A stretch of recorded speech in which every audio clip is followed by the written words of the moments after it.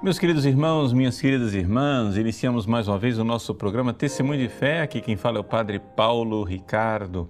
Quero acolher vocês para esta nossa meditação a respeito do Evangelho, meditação que nós fazemos todas as semanas, e neste quarto domingo da Páscoa, nós queremos agora meditar a respeito da figura do bom pastor. O quarto domingo da Páscoa é conhecido como o Domingo do Bom Pastor, exatamente porque o Evangelho que nós lemos é sempre o Evangelho tirado do capítulo 10 do Evangelho de São João. O trecho que nos cabe meditar neste ano é dos versículos 11 a 18. Nessa parte do grande discurso de Jesus sobre o bom pastor, ele fala de si mesmo, ou seja, Jesus se identifica como sendo o bom pastor e faz uma contraposição com o mercenário, ou seja, com aquele que não é o pastor verdadeiro, né? Jesus, no original grego, ele diz assim, que ele é o belo pastor, kalos em grego. A tradução bom pastor está bem traduzido, né?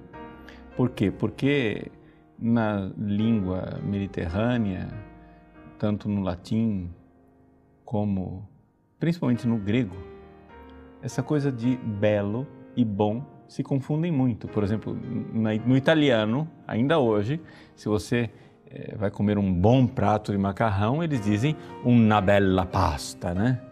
Então, o bom vira belo, né? Mas, se nós formos aqui olhar mesmo o contexto do Evangelho, a gente vai notar que, no fundo, Jesus está falando aqui do pastor verdadeiro, né? Um pastor é bom e um pastor é belo quando ele é um pastor verdadeiro. E o contraste é com o mercenário. O mercenário, o próprio Jesus diz, né? Não é pastor. Ele não é o dono da ovelha e abandona as ovelhas quando vê o lobo chegar.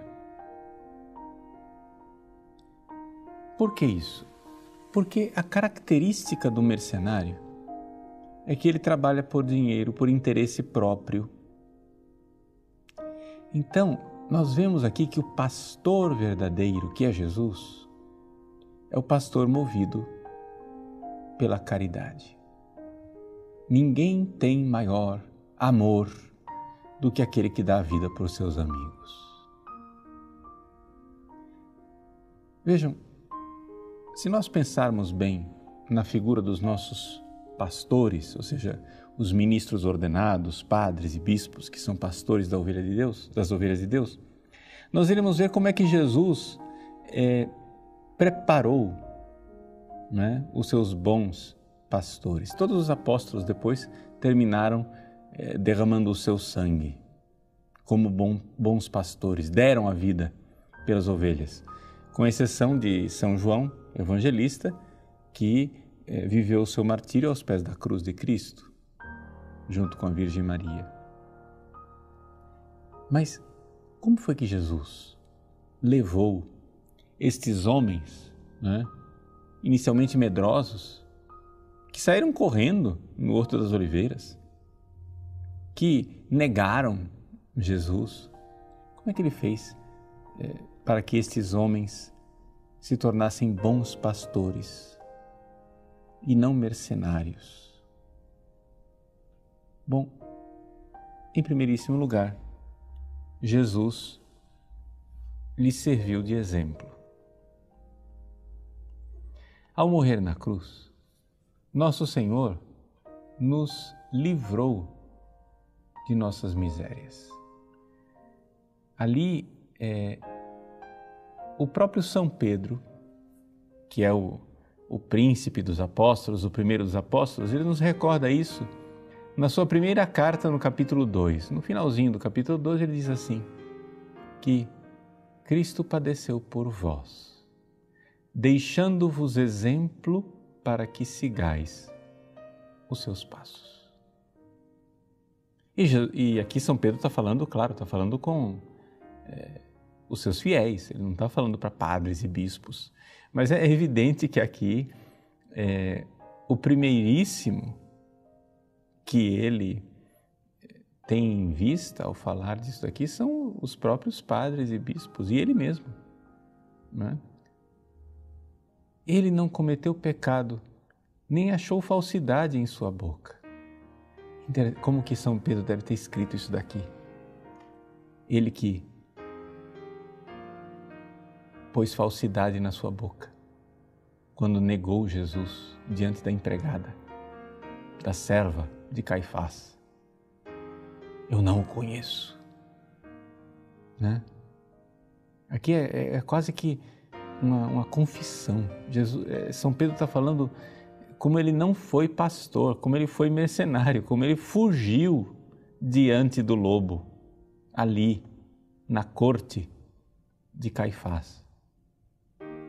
Mas ele professa fé em Jesus, o servo profetizado em Isaías, capítulo 53. Ele não cometeu pecado, nem se achou falsidade em sua boca. Ele, ultrajado, não retribuía com idêntico ultraje. Ele, maltratado, não proferia ameaças, mas entregava-se àquele que julgava com justiça. Então, vejam só esse versículo 23 do capítulo 2 da 1 Pedro. Ele está descrevendo o Cristo pastor, mas o que é que ele está descrevendo? Está descrevendo o cordeiro vítima. Se nós quisermos ser bons pastores, nós precisamos ser o cordeiro que se oferece como vítima. Vejam que coisa linda! E eu estou dizendo isso aqui, fazendo essa meditação. Claro, você vai dizer assim, mas padre, tudo bem, o senhor está falando isso, vai lá falar para os padres, vai falar para os bispos, né?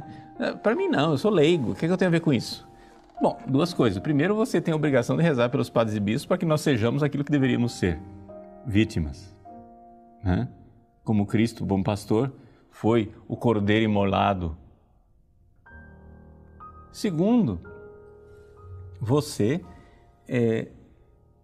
tem que entender que todo cristão também é de alguma forma pastor. Por quê? Porque você recebe pessoas que você deve pastorear também. Você que é pai, mãe de família, você não é pastor dos seus filhos? Você não tem a obrigação de levar seus filhos para o céu? E como você vai levá-los? Você vai usar, digamos assim, um jogo retórico? Você vai fazer um curso de marketing? Não. Ou você se entrega, ou você derrama seu sangue pela salvação dos seus filhos, ou então não vai vai funcionar. Então é isso. Ele carregou os nossos pecados em seu corpo sobre o madeiro, para que, mortos aos nossos pecados, vivamos para a justiça. Então vejam como é que Jesus conseguiu fazer bons pastores.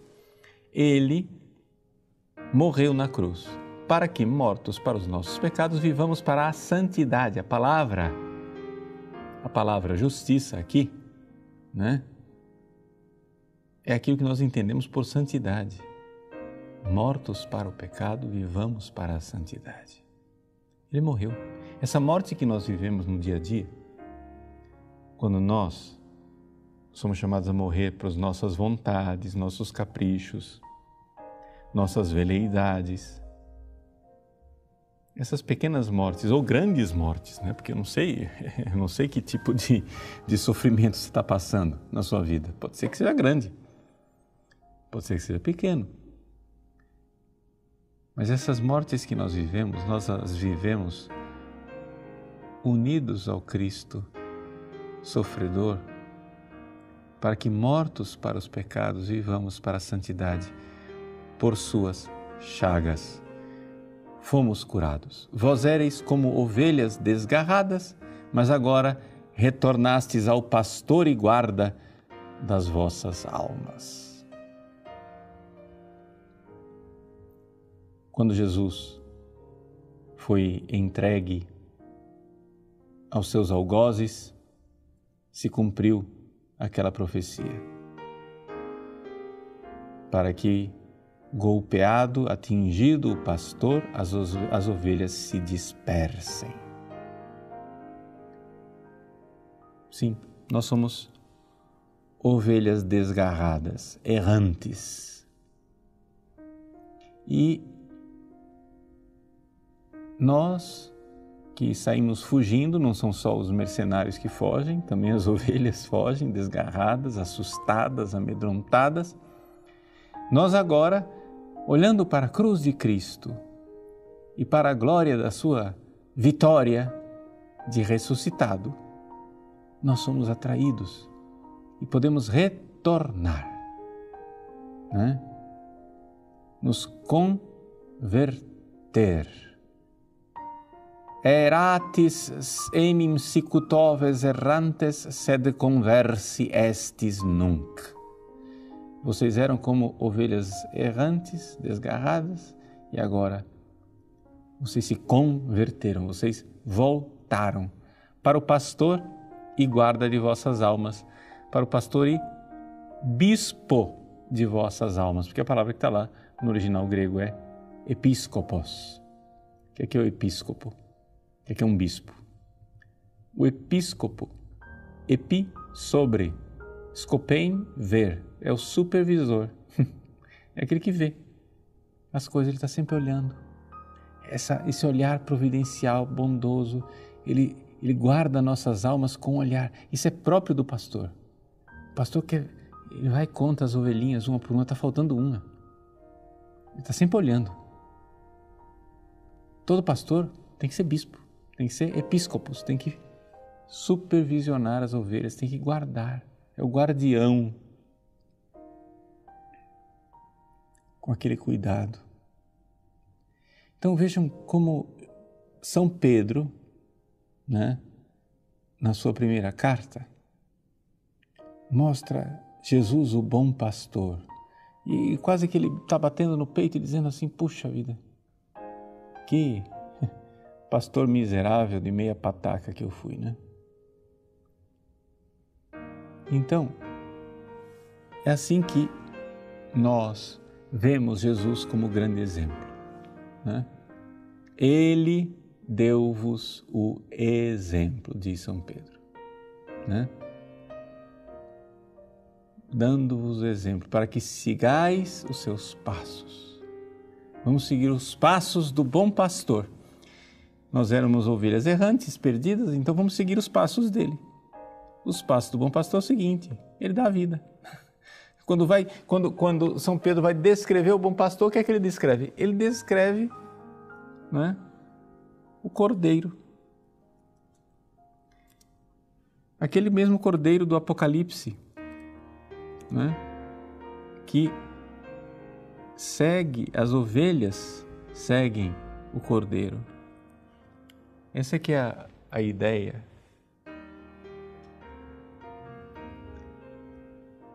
Lá no livro do Apocalipse, no capítulo 7, São João, o mesmo autor desse evangelho que nós estamos lendo aqui, ele nos mostra exatamente isso, que o cordeiro imolado, mas de pé, que está no meio do trono, ele é o pastor, né? Apocalipse 7, 16, né? Agnus qui in medio troni est pascetilos, apacenta, né? E levará para fontes de água viva, e Deus enxugará toda lágrima de seus olhos. Então veja só, o cordeiro é aquele que apacenta. Então vejam como é que o bom pastor, qual é o perfil do bom pastor, né? O perfil do bom pastor é o perfil do cordeiro imolado. É contraditório, parece estranho isso, mas é cordeiro ou é pastor? Mas é exatamente isso. Se você é verdadeiro pastor, você dá vida pelas ovelhas e, portanto, você então é vítima. Isso é uma coisa importantíssima do sacerdócio católico. Muita gente não entende E o pessoal, assim, critica. Tem gente que fala, para que esse negócio de celibato de padre, né? Para que padre tem que ser celibatário? Não pode ser uma coisa assim mais funcional, mais moderna. A gente contrata umas pessoas para serem os funcionários, são os servidores da comunidade, como fazem os pastores protestantes, né? O pastor protestante ele é contratado. Tem lá um grupo de pessoas que congrega, eles vão lá e veem o pastor e contratam o pastor. Porque o pastor, para os protestantes, é um servidor da comunidade. Para nós católicos, o pastor não é um servidor da comunidade. Ele é uma vítima. Ele é uma vítima imolada. Não é à toa que nós padres usamos batina preta. Isso aqui não é uma roupinha bonitinha, é uma mortalha. É um homem que morreu. Eu fico assim meio chateado quando eu vejo alguns seminaristas e padres jovens, né, usarem a batina como uma espécie de fantasia, né, de um baile solene, entendeu? Eles vão lá na igreja, usa aquela batina, etc e tal, se apresenta diante do povo, depois vai na casa paroquial, tira a batina, põe uma camisete e vai para a vida. Não, a batina não é isso. A batina não é uma roupa de gala, de apresentação social, de representação social. A batina fala da minha imolação. E é exatamente por isso que tem tanta confusão, né, tanta divisão na igreja, entre os padres mais tradicionais, conservadores, e os padres mais voltados para a sensibilidade social, da teologia da libertação. Por que tem essa divisão dentro da Igreja Católica hoje em dia? Porque nós perdemos a dimensão do sacerdote vítima. Então, de fato, se o padre ele não é vítima que se entrega pela salvação das ovelhas, de fato é uma estrutura de poder que pode ser opressora, né? Onde o sujeito é ordenado e a primeira coisa que ele quer é um carro novo, a primeira coisa que ele quer é status.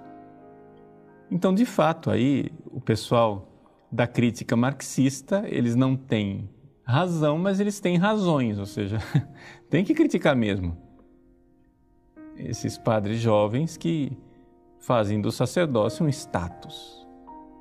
E não é à toa que tantos padres jovens, com pouquíssimo tempo de sacerdócio, já desanimam e desistem.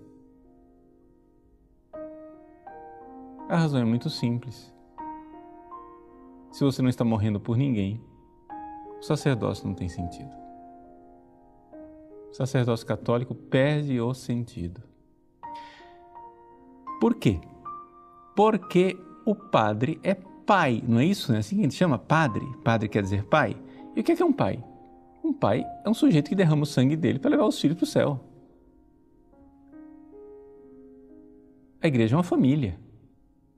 E o padre tem que dar a vida.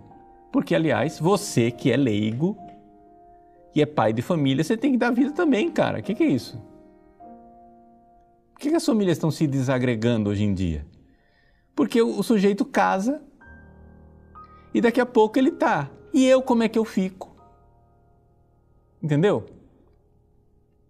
Você se casa, mas não são dois amores que se unem para levar os filhos para o céu. Você também é mercenário quando você se casa por interesse. Quando você acha que a sua família vai fazer você feliz. Isso é uma tolice. Você tem um sacerdócio também. Você também tem que ser pastor da sua família e dar a vida. Um pai é isso. Então isso é uma questão de maturidade humana e espiritual.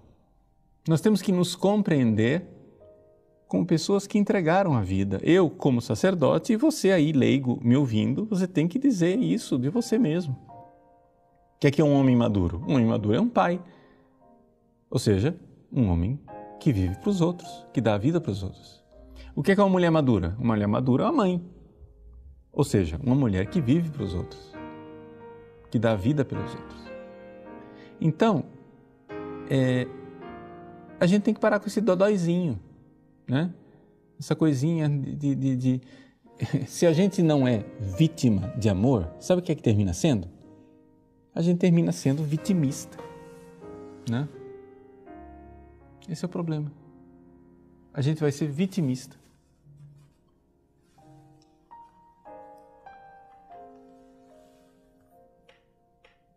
Então, esse domingo do Bom Pastor tem uma mensagem para todos nós. Uma mensagem para os padres, mas uma mensagem também para os leigos que são pastores e suas famílias. Se você quer ser pastor, você precisa ser vítima. O bom pastor é aquele que dá a vida por suas ovelhas. Então, por que é que a gente tem que dar a vida? Tem um versículo muito importante deste capítulo que infelizmente não foi proclamado no Evangelho desse domingo. É o versículo imediatamente anterior ao Evangelho. É o versículo 10.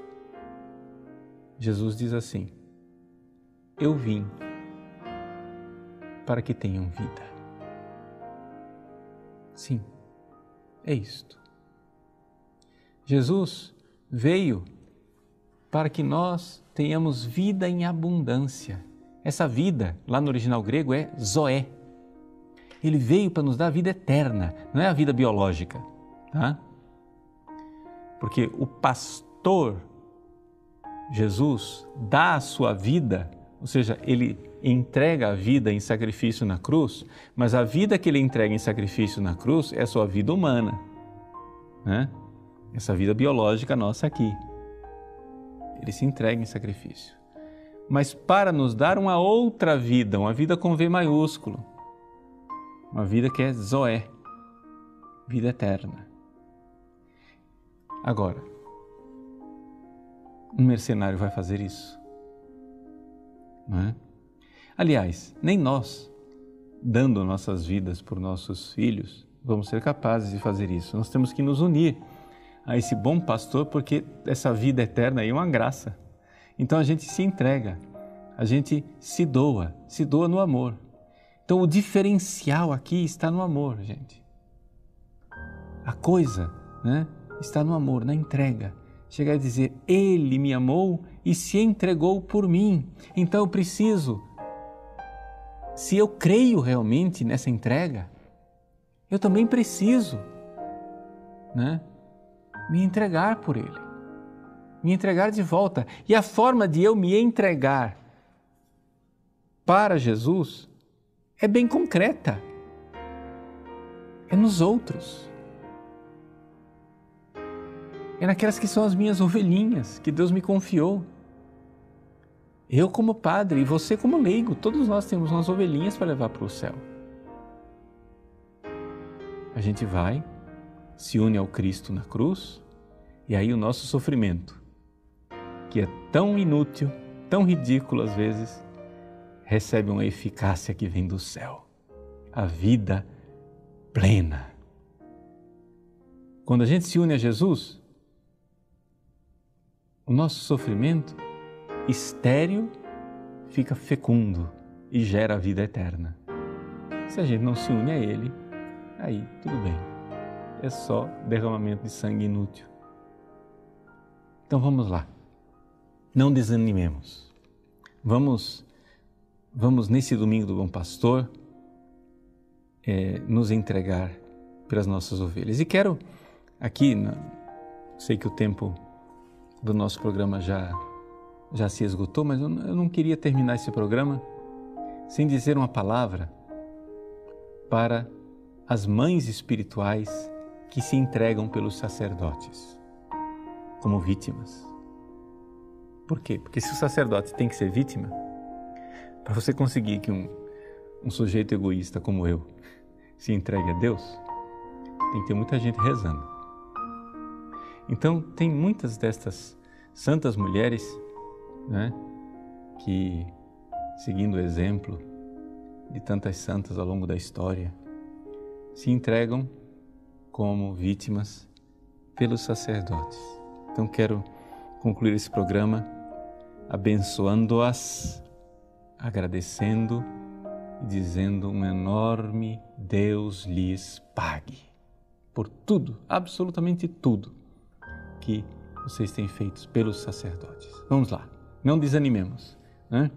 Vamos pedir a Deus mais sacerdotes, mais pastores generosos, não mercenários, que se entreguem como vítimas, e você, que é leigo, que é leiga, também se entregue como vítima, tanto pelos sacerdotes, como mães espirituais, como também pelas próprias ovelhinhas que Deus confiou a você em sua casa. Deus abençoe. Em nome do Pai, e do Filho e do Espírito Santo. Amém.